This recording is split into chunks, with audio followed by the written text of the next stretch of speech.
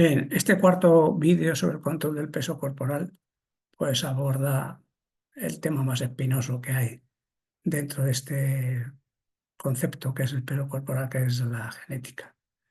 Entonces, la dificultad de conocer el control del peso corporal por la genética, pues he puesto esta imagen sacada obviamente de internet de los 23, 22 cromosomas que tenemos, más los pares de cromosomas sexuales. Bien, y que, bueno, pues que el gen es un pequeño trocito, un pequeño segmento del ADN, ¿no? Que confiere las instrucciones para crear una proteína específica o regular la actividad de otros genes, y que se estima pues, que el número de genes pues, está entre 20.000 y 25.000. Bien, es decir, hasta el 2004, en la fuente que he consultado yo sobre genética, 135 genes diferentes se asocian o vinculan a manifestaciones de la obesidad.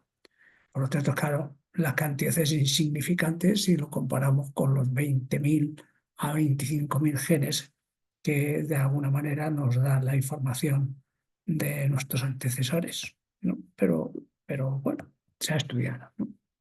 Entonces, ¿cómo han llegado los investigadores a, a conocer que existen 135 genes que están de alguna manera relacionados con, sobre todo con sobrepeso, más que con el control del peso corporal? Primero, en primer lugar, con los modelos esos que se llaman transgénicos, los modelos transgénicos, ¿no? Porque lo que se hace es eh, adicionar al genoma de un ratón una copia de un gen específico que se sobreexpresa y que interviene en el peso corporal, de manera que al sobreexpresarse sobre la acción concreta de ese gen. La otra posibilidad es la eliminación de un gen, lo que llaman de un ratón, de manera que se analiza lo que le sucede, en este caso al peso corporal, y de esa manera se identifica el gen de interés. Otra línea de estudios, pues los estudios que asocian determinados genes y la manifestación, es decir, lo que llaman los geneticistas, los fenotipos del peso corporal en grupos de personas con y sin obesidad. Fundamentalmente, ¿cuáles han sido esas manifestaciones? Pues el peso corporal y el IMC, que se han vinculado 43 genes asociados, la composición corporal, la distribución de la grasa, que se han vinculado 29 genes, bien, y el gasto energético, y asociaciones negativas, que también las hay, con 74 genes. En tercer lugar, los estudios que analizan la relación entre determinados genes ligados a la obesidad en familias afectadas por esta patología, ¿no? Pues que están en posiciones específicas del gen de todos los cromosomas, excepto prácticamente el cromosoma Y, y la complejidad de determinar cómo interactúan los diversos genes y cómo se pueden ver afectados por factores externos. Bien, ¿a qué nivel intervienen los genes? Pues es relativamente fácil decirlo. Otra cosa es llegar a concluir. ¿Por qué? Porque tanto en la regulación a corto plazo como en la regulación a largo plazo, pues pueden ser o bien por las sustancias que se liberan o bien por los receptores, y puede haber una alteración genética en los receptores que reconocen esas sustancias, ¿no?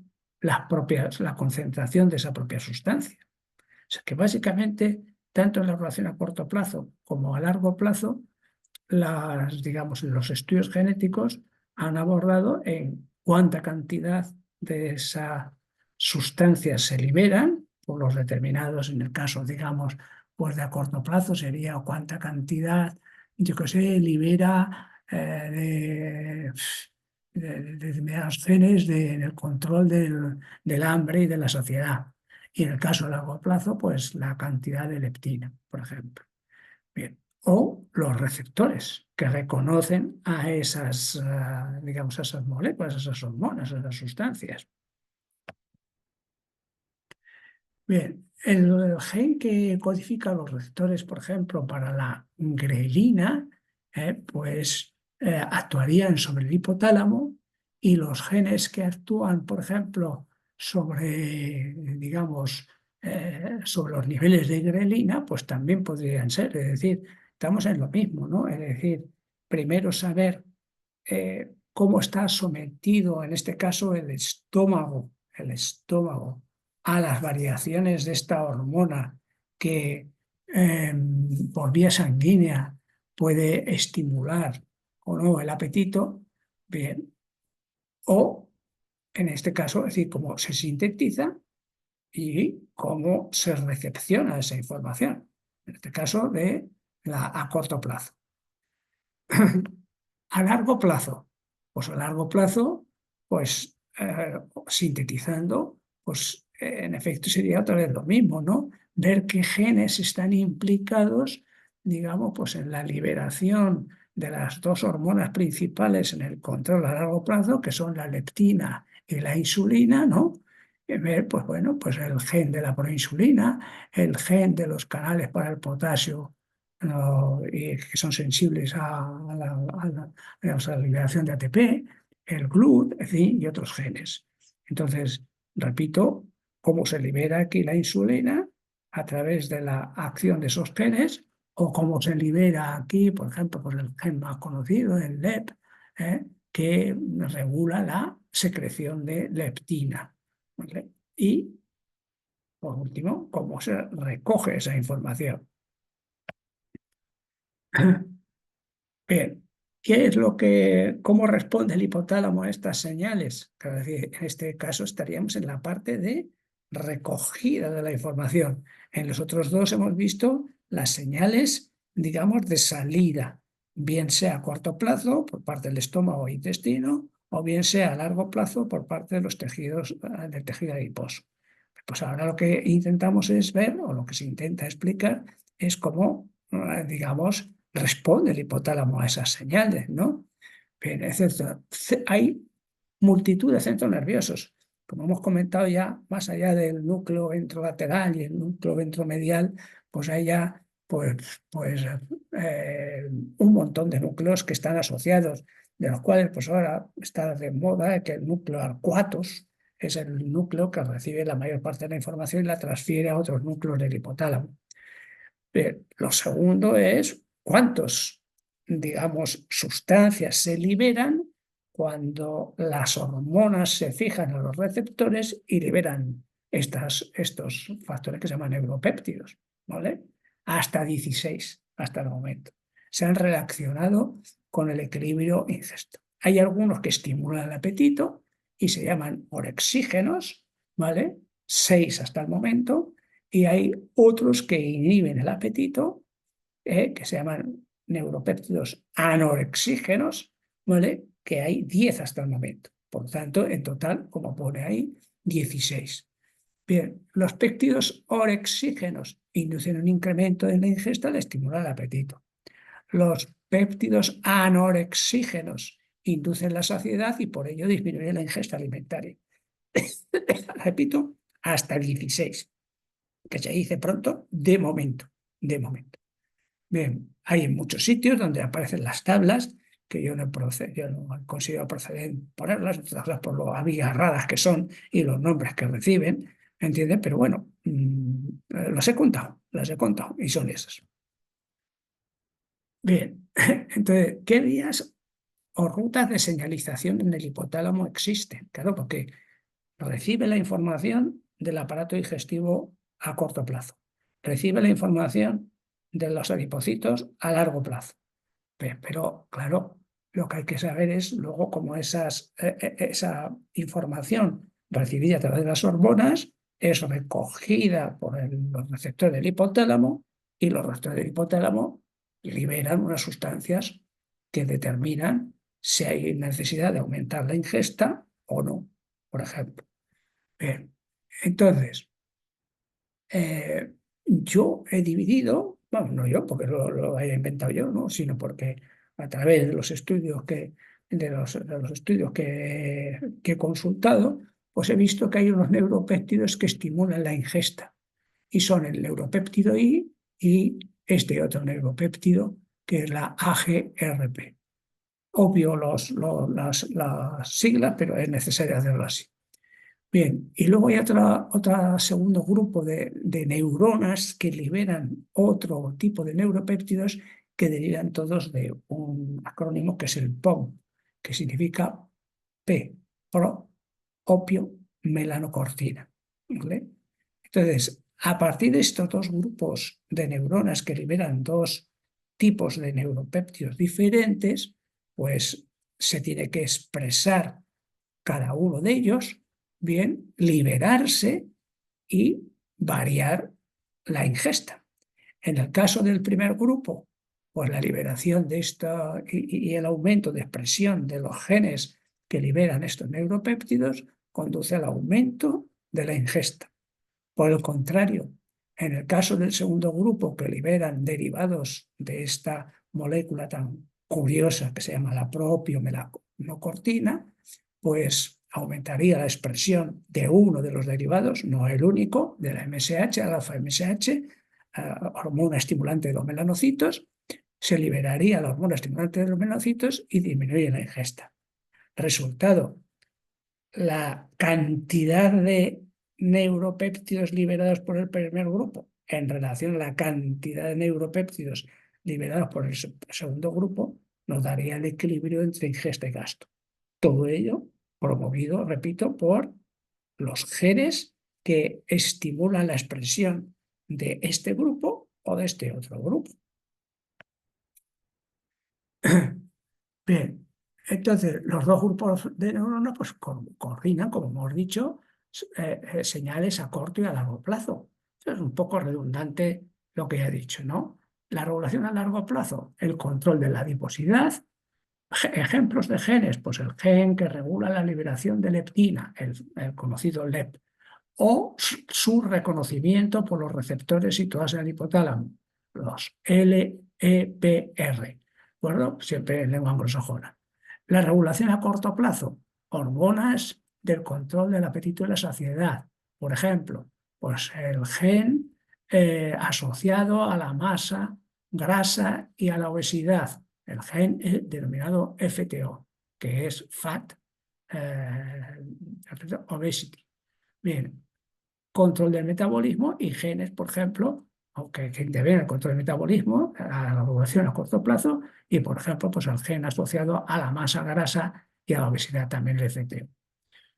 O sea, en definitiva, pues digamos, la expresión genética, pues lo que hace es condicionar de alguna manera el equilibrio entre estos dos, por decirlo así, grandes grupos de mediadores químicos que en definitiva son los que de alguna manera intervienen en el control del peso corporal. Entonces, indudablemente los genes influyen de forma decisiva en el control del peso corporal. Operan a largo plazo a través de la acción sobre los sistemas hormonales, insulina y leptina, y permiten la expresión de las hormonas o los receptores celulares para estas, de forma muy determinante sobre el hipotálamo, cuya liberación de neuropéptidos también se encuentra bajo determinados genes, y son más operativos sobre el ingreso que sobre el gasto. Vuelvo a insistir lo que dije en la primera presentación. Los genes son, digamos, la operatividad sobre el balance energético es más eficaz sobre el ingreso que sobre el gasto. Bien, entonces, si 135 genes diferentes se han asociado, se han vinculado, digamos, a manifestaciones de la obesidad, y hay 20.000 a 25.000 genes que conforman nuestro organismo, desde lo más obvio, lo físico, a lo más complejo que puede ser la personalidad, pues que es una lotería. Una lotería que te toca, bueno, podemos decir agradable, no agradable, pero es una lotería. Bien, por eso pues he hecho este esquema, ¿cómo decirlo? Pues relativamente gracioso. Gracioso de alguna manera para el que no lo tiene, claro. Para el que lo tiene, pues de gracia no tiene ninguna. Entonces, la lotería genética, pues conduce que te tocaron los genes que te permiten mantener el peso constante, relativamente constante, pues nada, a cuidarse. a cuidarse sin prescindir de los placeres de la comida. Que te ha tocado los genes, algunos de los genes que no te permiten mantener el peso corporal relativamente constante. Pues a luchar, restringiendo los placeres de la comida. Es que no cabe otra, no cabe otra. Pero nada de toda esa parafernalia de yo te voy a decir los genes que... Eso es falacia pura y mentira pura. Por lo tanto, en resumen, bueno, pues que cada uno tiene que apechugar pues, con lo que le ha donado pues, su legado genético, ¿no? Y en este caso, pues el peso corporal. Si tienes la suerte, como creo que he tenido yo, de tener pues unos genes heredados que me han permitido mantener el peso corporal, pues no me he negado a cuidar, me he cuidado, por supuesto, y me sigo cuidando, pero no me he negado a tener los placeres de la comida. Bien, ¿te toca lo contrario? Pues hijo mío, si te toca lo contrario, tienes que ser consciente de que no cabe otra, no cabe otra, que es luchar contra esa carga genética a través de la dieta. No cabe otra. Y lo digo varias veces y lo he mantenido varias veces, porque tengo una firme convicción de que el control del peso corporal para mantener, no hablo de obesidad, hablo de fisiología. Siempre hablo de fisiología, no de obesidad, no de patología. Entonces, para mantener un peso corporal normal, lo que hay que es poner un plato grande y un contenido pequeño, ¿de acuerdo? Y eso es lo que hay que hacer. Es decir, lo que denominamos ahora la nueva cocina, plato descomunal y contenido muy pequeño. Y apechugar con eso, y no cabe otra. Y así durante toda la vida. Porque si te descuidas, coges peso y ya no hay manera de recuperar. Bien, pues con esto he finalizado los 4 vídeos que hablan de, en primer lugar, de la termodinámica, por decirlo así, de cómo se pueden aplicar las leyes, hemos partido de ahí. Lo segundo es de cuáles son los mecanismos de, digamos, fisiológicos de control del peso corporal. El tercero, pues, ha sido hablar de cuáles son las propuestas o hipótesis sobre cómo se regula el peso corporal, sobre todo centrado siempre en la obesidad.